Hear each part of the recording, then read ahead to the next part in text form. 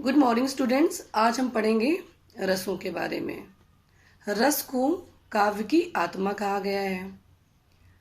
जब हम कोई कविता को पढ़ते हैं, सुनते हैं, कोई नाटक देखते हैं, तो उससे हमारे मन में जो आनंद उत्पन्न होता है, जो हमें आनंद की अनुभूति होती है, उसे हम रस कहते हैं।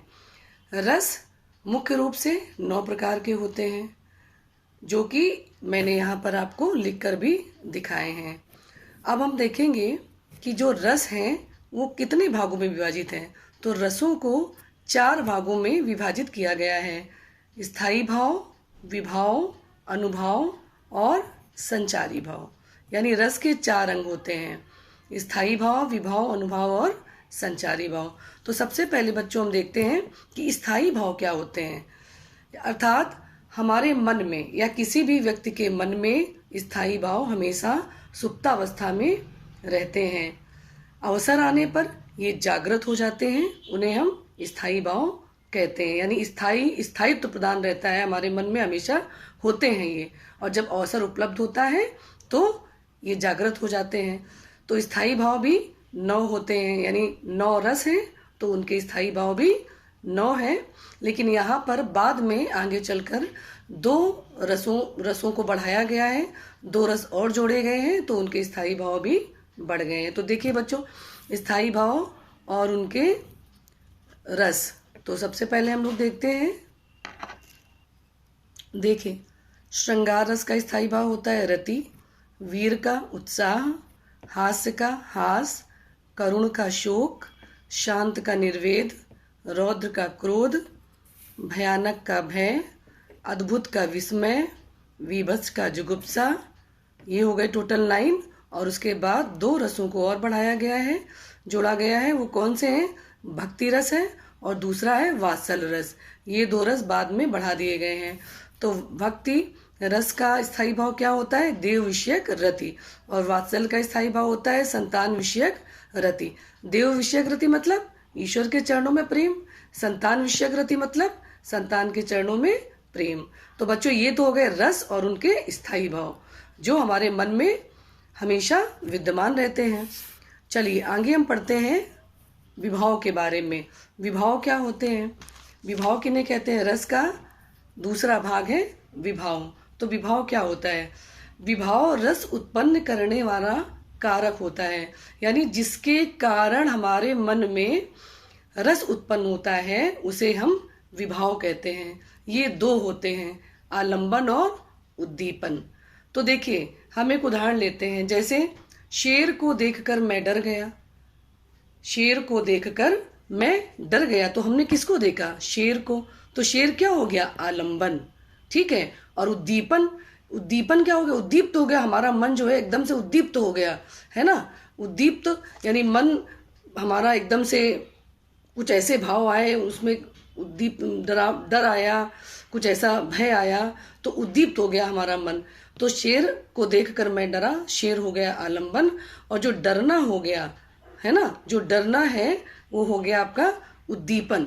यानी हम अंदर से हमारे मन में उसका, हमने देखा कि उसका मुख खुला हुआ है ना, वो दहाड़ रहा है। शेर दहाड़ता हुआ शेर हमने देख लिया, तो उसका दहाड़ना, उसका गर्जना, उसका खुला मुंह हमने देख लिया, तो हम भयभीत हो गए। यानी उसका ये सारी चीजें देखना उद्दीपन हो गया, कि वो दहाड़ रहा है, उसकी दहाड़ सुनना, देखना, ये सब उद्दीपन हो गया। उसके बाद देखिए तीसरा आया आपका अनुभव। अब अनुभव क्या होता है बच्चों? अनुभव से मतलब अब ये सब हुआ कि शेर आया, वो दहाड़ रहा था या उसका मुख खुला हुआ था, तो ये उद्दीपन भाव में आगे जो शेर की जो चेष्टाएं हो गई, जो शेर ने किया, है ना, भयभीत करने के लिए, उद्दीपन हो गया। अब उसको देखकर आश्रय के मन में जो चेष्टाएं उत्पन्न हुई, शेर को देखा, शेर आलंबन हो गया, उसका खुला मुंह क्या हो गया? उद्दीपन हो गया। दहाड़ना उद्दीपन हो गया। अब उसको देखकर जो हमारे मन में भय का अनुभव हुआ, हम भयभीत हुए, तो हमारे मन में कौन कौन सी चेष्टाएं आई, हमारा मन कैसा हो गया? देखिए, तो अनुभव को एक भाग में हमने बांटा, आश्रय की चेष्टाएं, यानी अनुभव का सीधा संबंध आश्रय से है। अब हम शेर को देख के डर रहे हैं, यानी कि हम क्या हो गए? आश्रय। अब आश्रय की चेष्टाएं, आश्रय की चेष्टाएं 4 प्रकार की होती हैं। कौन कौन सी होती हैं देखिए, कायिक, मानसिक, आहार और सात्विक। यानी आश्रय जो व्यक्ति है ना, मैं डरा, तो जो हमने चेष्टाएं की वो यहाँ पर आ जाएंगी अनुभव के अंदर, जो हमें अनुभव हुए और एकदम से हम परेशान हुए और हमारी जो चेष्टाएं हुई वो 4 प्रकार की हुई। कौन कौन सी हुई, आगे हम इसका वर्णन करते हुए चलेंगे। तो देखिए बच्चों, कायिक, अब आश्रय की चेष्टाएं हैं, यानी कि आश्रय जो है परेशान है, उसके मन में क्या अनुभव हो रहे हैं, कायिक अनुभव। यानी शारीरिक, काया मीन शरीर होता है, तो कायिक चेष्टा, शरीर की कृत्रिम चेष्टा।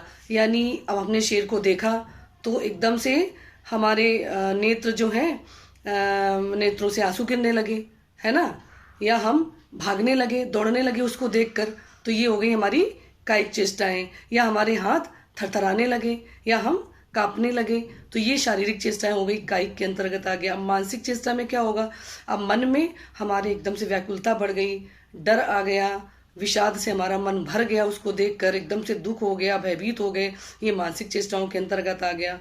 अच्छा, आहार और सात्विक की अभी ज़्यादा आपको आवश्यकता नहीं है, क्योंकि आपको बस इतना ही जानकारी चाहिए जो रसों से थोड़ा रिलेटेड हो, बट फिर भी हम थोड़ा सा आहार भी बता दे रहे हैं। मन के भावों के अनुसार अलग अलग प्रकार की कृत्रिम रचना जो होती है वो आहार कहलाती है, जो ज़्यादा इससे रिलेटेड नहीं है। सात्विक में भी अंतःकरण में जो विशेष धर्म सत्व के रूप में उत्पन्न होता है, तो अंग के विकास को जो सात्विक महत्व देता है वो होता है सात्विक। बट ये दो की बहुत आवश्यकता आपको नहीं है, कायिक और मानसिक को लेकर ही आगे बढ़े। आश्रय के अंदर जो चेष्टा है, यानी मानसिक रूप से आश्रय को जो सहना पड़ा, एकदम से वो कांप रहा है या परेशान है, वो दुखी हो गया है, और शारीरिक रूप से जो शरीर में उसने जो चेष्टाएं की, है ना, भागने लगा, एकदम से कांपने लगा, ये सारी चीजें आ गई आपके इसके अंतर्गत। उसके बाद बच्चों अगला देखिए आपका आता है संचारी भाव। संचारी भाव को व्यभिचारी भाव भी कहा जाता है, और ये 33 होते हैं। अच्छा, संचारी भाव जो होते हैं वो केवल थोड़ी देर के लिए ही आते हैं, यानी स्थायी भाव को पुष्ट करने के लिए थोड़ी देर के लिए ही आते हैं और लुप्त हो जाते हैं। इन्हें हम कहते हैं संचारी भाव, और इनकी संख्या 33 मानी गई है। अर्थात जब वो चीजें खत्म हो जाती हैं तो संचारी भाव स्वतः ही समाप्त हो जाते हैं। जैसे मोह हो गया, चिंता हो गई, आलस्य, दीनता, चापल, खुशी, दुख, ये सारी चीजें, जड़ता, मति, व्याधि, उन्माद एकदम से जो प्रकट हो जाता है, कुछ ऐसा देख लिया, भयभीत हो गए, सांप को देख लिया, डर गए, तो अंदर एकदम से जो संचारी भाव की उत्पत्ति होती है तुरंत, और जब सांप चला गया या शेर चला गया तो अपने आप से वो समाप्त हो जाते हैं। इनकी संख्या 33 है और ये तुरंत लुप्त भी हो जाते हैं। तो ये तो हो गई आपकी रसों से संबंधित जानकारी। अब बच्चों आपके कोर्स में 2 रस हैं, श्रृंगार रस और वीर रस। आगे की वीडियो में हम लोग श्रृंगार और वीर रस के बारे में पढ़ेंगे।